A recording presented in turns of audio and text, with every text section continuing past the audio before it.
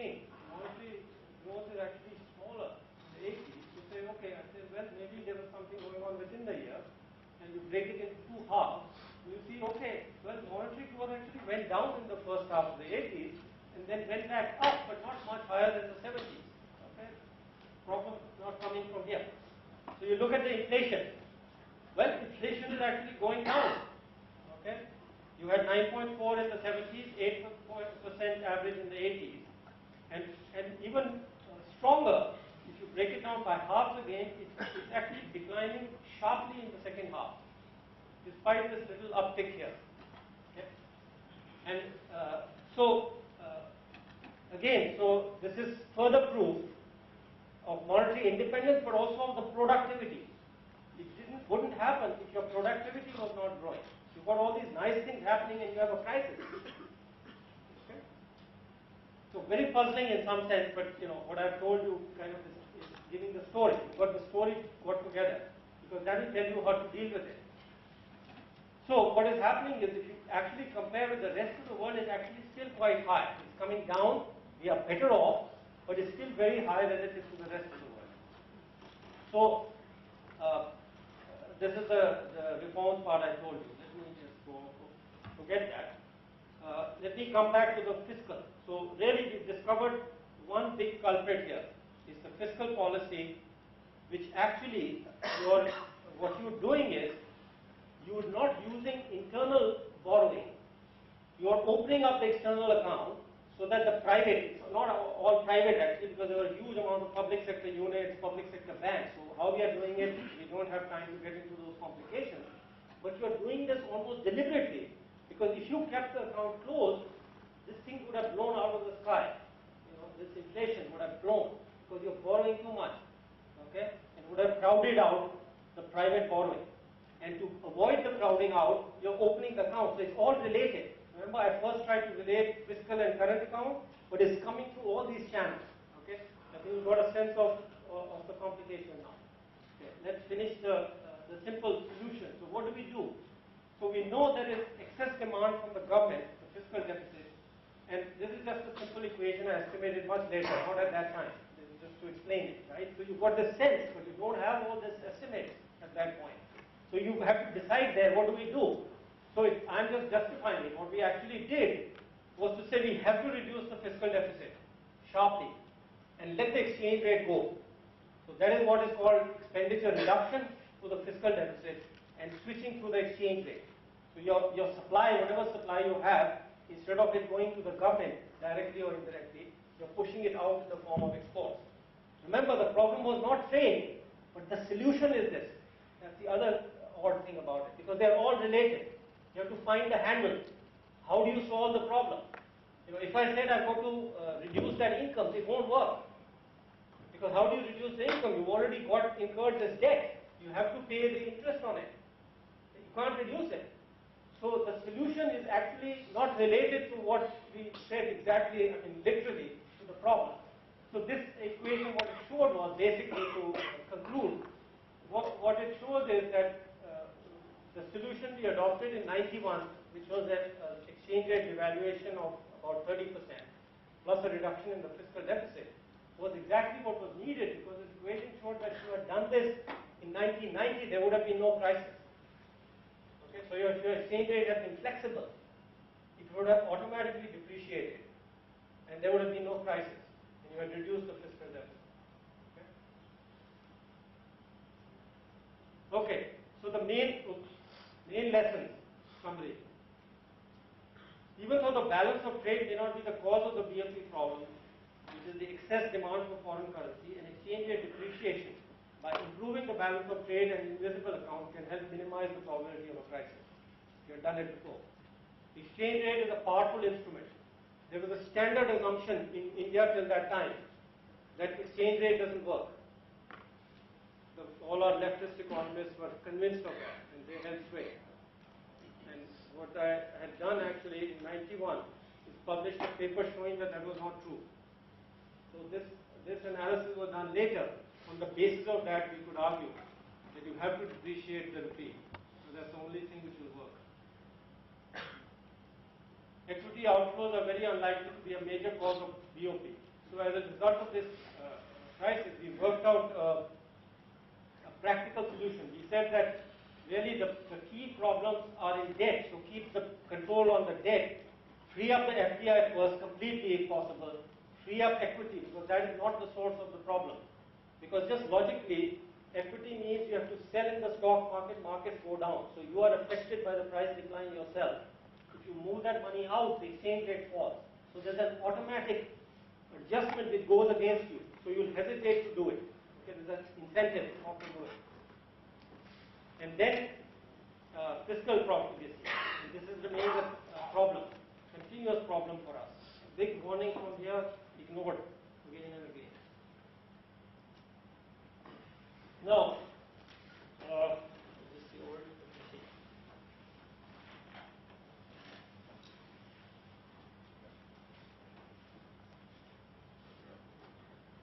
right, so this is now moving to the next story. How are we doing? Timing okay? This is just the second story. Okay. Maybe speed up a bit.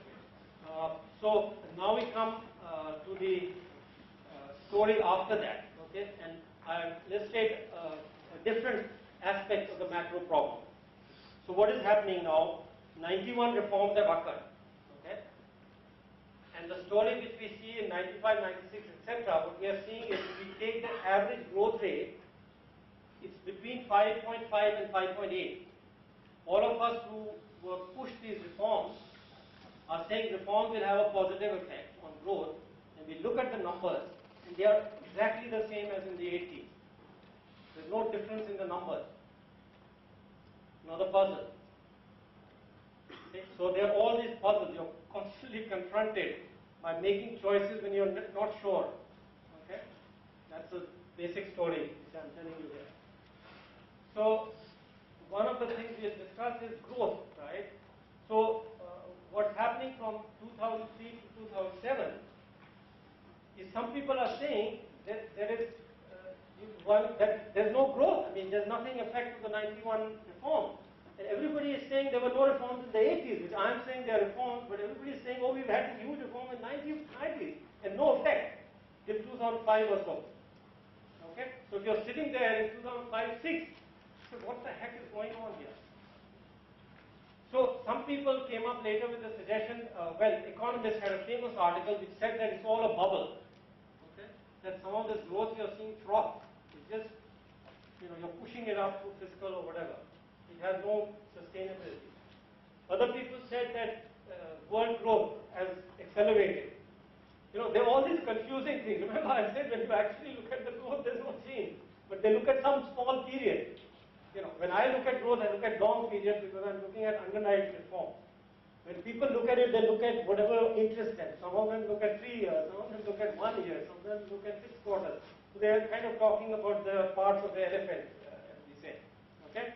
So somebody, I'll come to my part of the story later. So I'm saying something called the J curve of growth, which I'll tell you if I have time. And then, so what has happened to the trilemma? This is your monetary policy course, right? So, we have liberalized. Remember what I said? We drew up this 3-phase thing that we did FDI, equity, and debt. So, capital account is partially open. The IMF says it's not completely open. They call it what is called and the exchange rate. We introduced and we opened it, and we have what is IMF calls the managed loan. Your exchange rate is now free, and your capital account is partially free. Well, both partial. Okay. So, and then this capital inflow starts, and we have a problem of how to deal with it. We'll just go into that. And then immediately after that, a commodity boom starts. So in 2006, you have this boom of capital flows. I'll show you, and then a commodity boom, and then we'll come to the global financial crisis. So, why is this growth thing important for management of the macro? So I'm going to illustrate the capital part of it. I just want to put this graph here. This is the graph of growth. Okay, because if your growth, as RBI assumes, is still 5.5 to 5.8, then your monetary policy implications are different. Okay? Then you're saying that if the underlying growth is 5.5, but in 1 year you get 6, it could be a bubble. Remember that bubble point. That means you must tighten your monetary policy. Okay? And I was saying, no, the underlying growth rate has gone up. And that's when I wrote the paper. And this graph is kind of, so the monetary thing has to be looser than you would have if it had remained at the same level. Okay? Has big implications. This kind of issue never comes up in the developed countries because rates are stable. They know for decades that we 2 to 3% growth in certain countries and so on. Right? So you have another issue which is quite different from what you see in developed countries. And there's no theory. Nobody fixed on this. This is why I wrote that paper which was published. So what are we seeing? Now, this actually I've used a graph which includes 11 data. But try to imagine that you're kind of sitting here in the middle here, 95. Okay? So forget this part of the graph right now. And so what you're seeing is it's flat. I told you the numbers don't show till 2005 that there's any change in growth. It's been the same since 80s. Okay? So what is the growth rate? So what I showed was that in 2006 I could show that the growth rate has actually jumped even though the averages were unchanged. So that is what this graph is showing.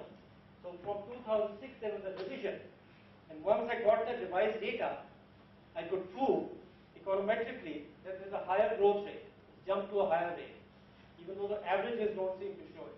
Okay? So that's the important thing. Because your policy conclusions are different, fundamentally different.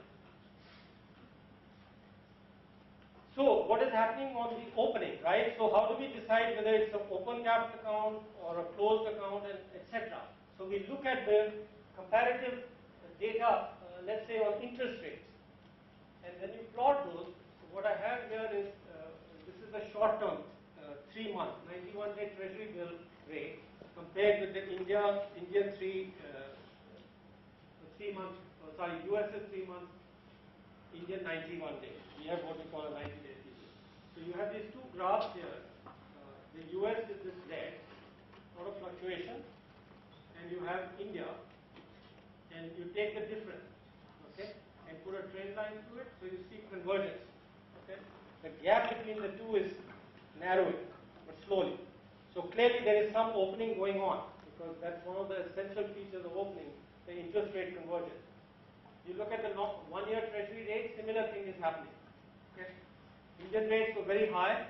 It's expensive. Capital is expensive in India, still remains way above that of US. But there is, in this purple line, if you trend here, it's converging. Okay? So clearly, look, now you have to decide, is it partially open, is it completely open? Right? Well, the conclusion I draw from this is it's partial. It's not full. Because otherwise they should be completely correlated. Okay? So it's happening, but it's not fully there yet. We need not go into the reasons why we discuss that in the question. So this is both the short, this is both the 3 months and the 9 months, and both you can see. So we can say that, okay, it's pretty much open, not exactly. Then you look at the inflation. That's another measure of convergence. You know? Because, and here maybe it's a good time. You've heard of the real exchange rate, real effective exchange rate, right? So when you have a differential in inflation, and just for simplicity, actually we have to take the whole world, but just for simplicity, let's say US and India. So if India inflation rate is higher than, US is higher than India, then you expect the exchange rate, the nominal exchange rate to depreciate, okay? So that the real remains the same. That's why we measure the real effective exchange rate. Okay? Because the inflation differentials will get automatically adjusted. That's the theory. If you have a free exchange rate, completely free, it should adjust completely. Okay? So if you translate everything into dollars, it will be unchanged. There should be no difference. The difference is in nominal. If you just look at inflation, US measured in dollars, Inflation in India measured in rupees, but if you translate it into dollars to the exchange rate should adjust to give you identical. Okay? And when you have complete convergence, you should also have a convergence in inflation rates. If you have all tradable, right? If everything is tradable, then you should have identical exchange rates. But we have something called non-tradable. This is also important. Let's see if it comes up. I'll tell you about that. That's another important indicator one has to watch. So what are we seeing here? Again, we are seeing US, Indian inflation coming down. This is more or less steady. So you have a declining differential. So it declines in 2005 and then shoots up again. Something is beginning to happen here. Okay? Again, this is the difficult part. You have to judge. Let's say this was a critical issue. Then if I'm sitting here, I have to make a judgment whether this is some random occurrence or is something fundamental happening which is going to carry through in future. There's some real problem here. It turns out there is a real problem. Okay? You can't be sure right here. So, so this monetary framework and the paper which I mentioned, let me just give you the conclusions. Which I developed was framework for monetary. Anyway, I'm going to show you the capital flow data later. There's a graph there, but there was a surge in 2006. So let me just tell the story. So in 2006, you get something like a 50% jump in capital flows, right? So at that time I was in the planning commission, and we are drawing up a plan for the next 5 years. So we're looking at international issues. I was in charge of international, among other things. And we are saying what are going to be the big problems. So we thought, well, capital flows could be one big problem, because if the growth rate continues at this high level of 8%, 8 to 9%, then you're going to get a surge of capital flows continuing. Again, it's tied to the growth. That's the key point here. Because if the growth collapses, there's going to be nothing coming in, and everything else being the same. Okay? So all these things happening simultaneously, you're going to make judgments. So I decided at that point, and I put it into the plan document, that this was going to be a big issue for us, and we'll have to think of how to deal with it. Right? So that's when I started thinking about it, and tried to develop a framework. Because what is the problem? There are two problems. When capital flows come in, your rupee appreciates, and you lose competitiveness. That means your exporters can't export. The marginal ones disappear first. You get more imports, right? There's some problem called the Dutch disease. Right? It's a famous something which came originally with flowers and other things, Dutch bar. That doesn't matter. So the question was how to deal with that problem. Do we allow it to happen? Is there something wrong, right, or do we make a judgment? And secondly, we know with capital flows, you get these surges and sudden stops. Some crisis will occur somewhere, and the whole thing will disappear, and you're left with a lurch. So how to deal with it? So the conventional way of dealing with it, the Western way, is free market. You just allow it to happen. The markets are very smart. Everything will go smoothly. They'll decide. Okay? I didn't agree with that. Right? I think there's a fundamental, what we call a difference between the social cost benefit and the private. The private people cannot internalize it, because they'll keep looking at the surge. They never look at the stop.